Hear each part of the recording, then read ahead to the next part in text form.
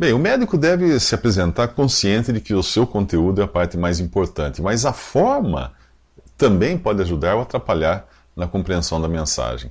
Por isso, ele deve analisar muito bem a sua audiência antes até de preparar a sua mensagem. Se a sua audiência for formada por pessoas leigas, ele tem a obrigação de traduzir o que ele vai dizer, de ser um tradutor, um intérprete.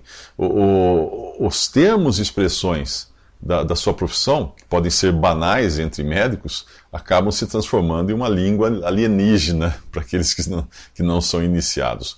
Alguns médicos acreditam que manter os termos científicos cria uma aura de respeitabilidade, distinção e tal.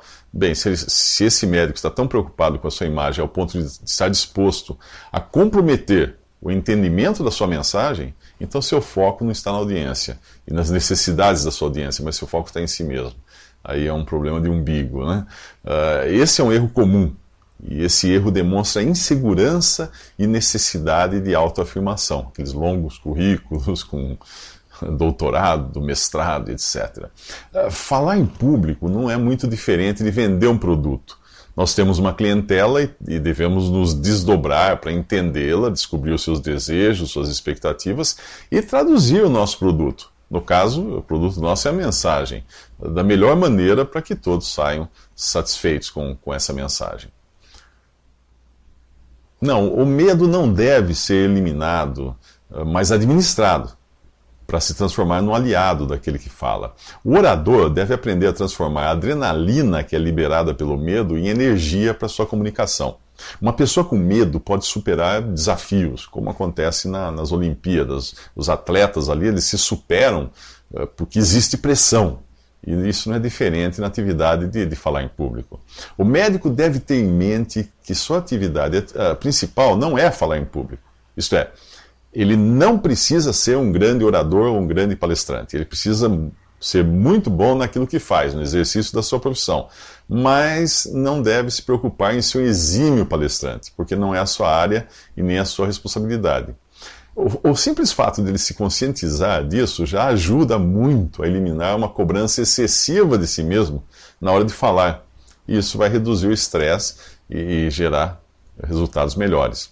O que mais atrapalha quem fala em público é o medo de se expor, de achar que as pessoas estão reparando naquele fio de cabelo fora do lugar, no gaguejar, nas mãos trêmulas.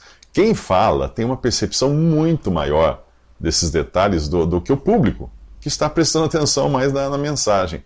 A mensagem, esta sim, é o recheio de uma apresentação e deve ser interessante o suficiente para atrair e cativar a audiência. Uma boa técnica para se eliminar o medo é não começar logo com o assunto, mas criar ali um preâmbulo, falar de si mesmo, de sua família, do seu time de futebol, de outras amenidades.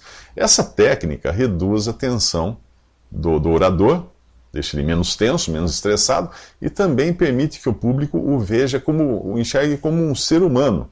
E aí passe até a relevar as suas falhas. Além disso, o fato de você começar falando daquilo que você está acostumado a falar no seu dia a dia, daquilo que você fala até dormindo, evita aquele branco na memória, que é o pavor de todo orador. É muito mais tranquilo falar sem gaguejar de um assunto corriqueiro e depois desse aquecimento, fazer a transição então para o assunto da sua palestra.